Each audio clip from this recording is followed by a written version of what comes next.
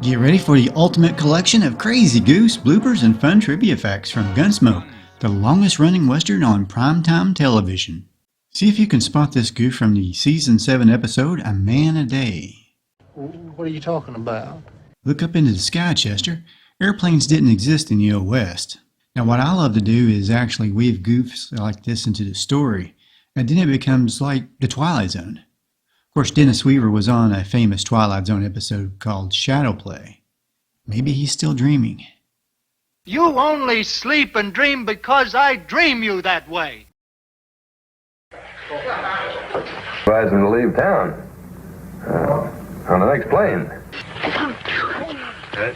On the Season 7 episode, Wagon Girls, the scene is a wagon train out in the remote prairie. When a horse is startled by the shooting of a rattlesnake, the horse is instantly transported into town and then back to the prairie.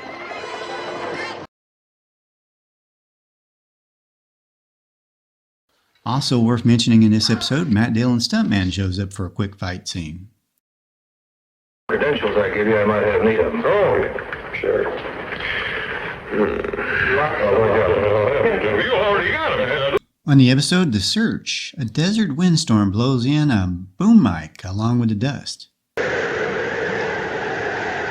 you been? Where you been?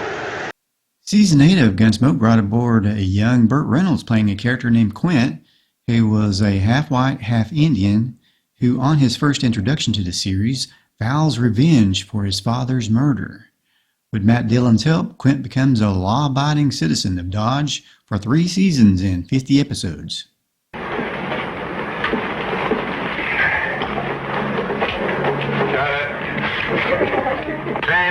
On the episode Renegades, Matt talks to Quint about a new job opportunity. Got one now? Good, let's have a beer and then we'll find him. Yeah, I don't understand what was wrong with the one he was already drinking. Got one now? Good, let's have a beer and then we'll find him. All I gotta say is there's actually way too much drinking on this show. Not to mention just plain wastefulness. Also in this episode, here's a little interesting trick that they did. According to a post in IMDb, they tied down one of the back wheels so the wagon could make a sharp turn here without flipping over. Kind of makes me wonder why they didn't just drive it around the corner a little slower, like they probably would have done in real life.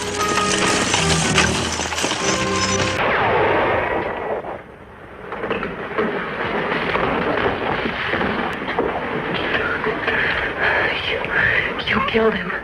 I need to draw his monkey wrench. On the episode The Cousin, a man stops a runaway wagon, but the edit is just a little off. The horse the man is riding is shown rearing up with no rider for a second, then the man is back on the horse before finally getting thrown off.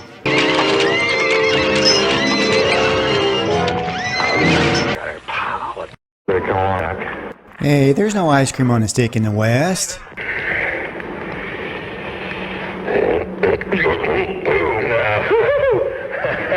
No, sir. We'd be proud to have you. All right, thanks. Now, this is probably why they filmed indoors a lot. James Arness is practically attacked by flies, but he doesn't even bother to swat at them. I guess you have to expect funny things to happen when you're talking to actor James Hamptom from F Troop.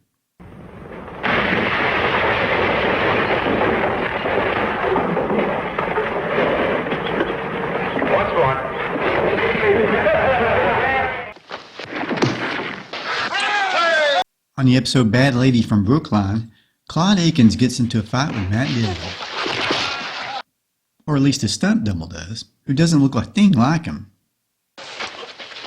On Season 11's episode The Avengers, Miss Kitty and Festus are about to be hanged. The long shot shows what I'm pretty sure are stunt people, but that's not the goof really. The goof is when Festus pulls up his hand to grab the noose, and he has to be untied just a few seconds later by Doc. Hurry up,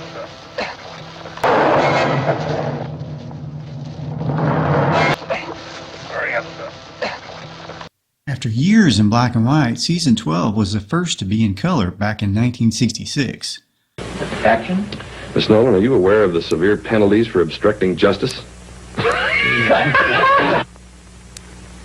On the season 12 episode The Gold Takers, Denver Pyle guest stars hanging out fishing with Matt as somebody else intruded into the picture wearing a tennis shoe. Another weird moment if you just happen to be lucky enough to catch it. Speaking of weird, this scene from the episode The Moonstone probably left a lot of people wishing they had a replay option. A man goes up a ladder to retrieve his treasure box, and apparently there's a man up there waiting to hand it to him, which appears to probably be a crewman just helping the actor out, only I don't think he was supposed to be caught on the film. Oh, we're dead. See, I got a mouthful too. Now, you people are going to be settling within 30 miles of Dodge City, and I don't want to hear anything about any more stuff like, oh, shucks. Gunsmoke bounced back and forth between their inside set, which was huge, by the way, to their outside Dodge sets, which it's hard not to notice the difference, even when looking at it in black and white. The streets seem a lot wider outside, and when you look at the color episodes especially, the light just doesn't seem natural inside.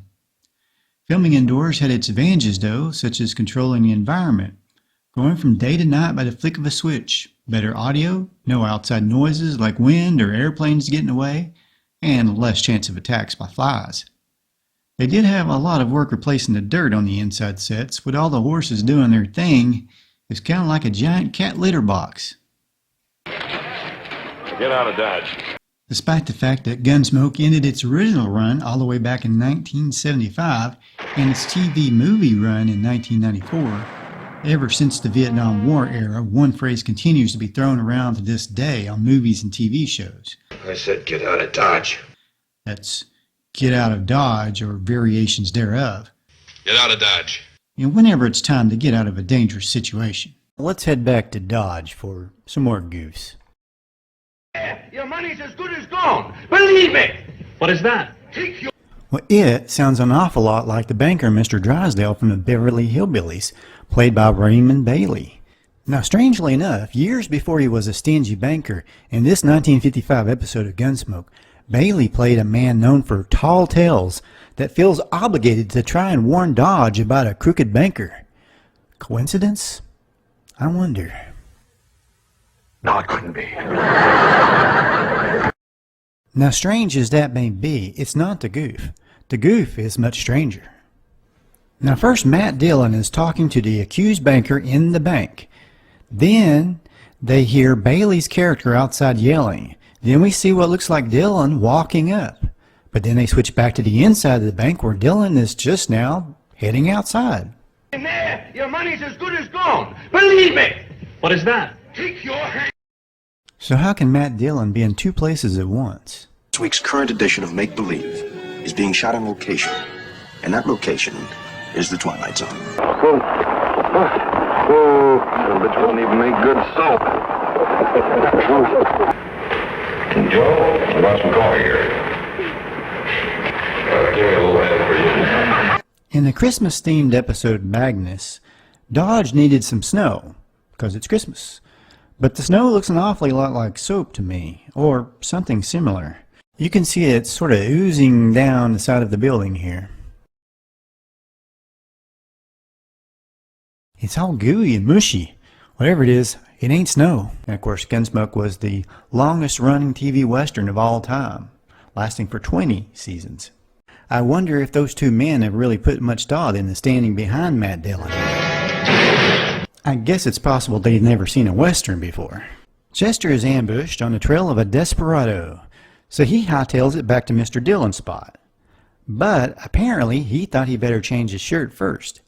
I guess dark colors aren't fashionable for ambushes. I wonder if he was having flashbacks to his 1951 role as the Thing from Another World. Got it. Say, I resign anyway. you young pup, you're fired. Before he was Matt Dillon on Gunsmoke, James Arness was only a deputy sheriff on the episode of The Lone Ranger entitled A Matter of Courage. Hey, I better ask for my badge back. Have a talk with Marshal Dillon.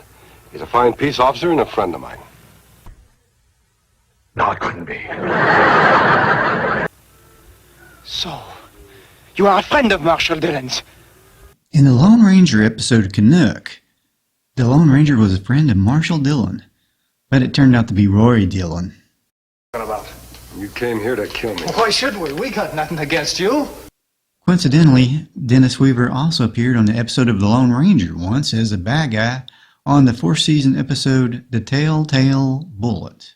Dennis Weaver got the part of Chester on Gunsmoke after coming up with a limp for Chester, Dillon's sidekick. This was done to make the producer happy, who thought that sidekicks had to be less heroic than the main hero. Dennis Weaver finally left Gunsmoke after nearly 300 episodes.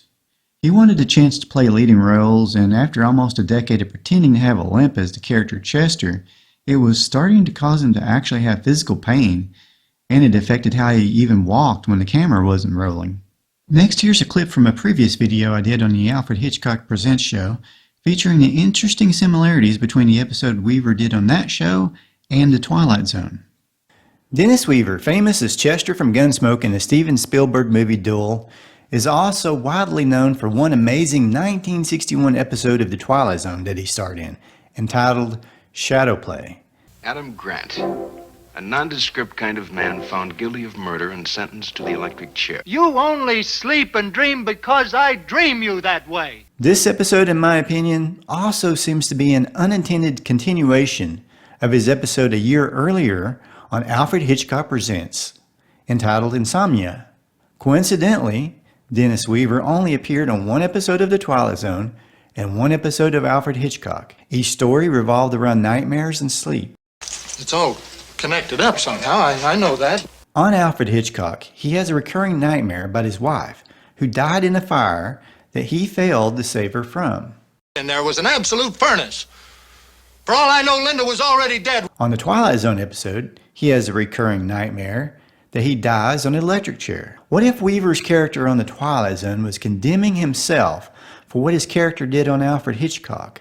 Before that Hitchcock episode ends, Weaver ends up killing his crippled brother-in-law in self-defense, though, with the brother-in-law's own gun. Weaver's character then goes to bed, finally to fall asleep, but he does so right through a fire in his room. Perhaps in that short time between falling asleep and dying is where he had the Twilight Zone dreams related to the electric chair. We know that a dream can be real. But whoever thought that reality could be a dream? Think about it. Well, thanks for watching. Please subscribe, hit the like and comment, and check out more classic TV facts, goofs, and more on the TV Crazy Man channel. And if you happen to like silly fun and cartoons, check out my Frady Cat Cartoons channel later. Thanks, and y'all have a great day.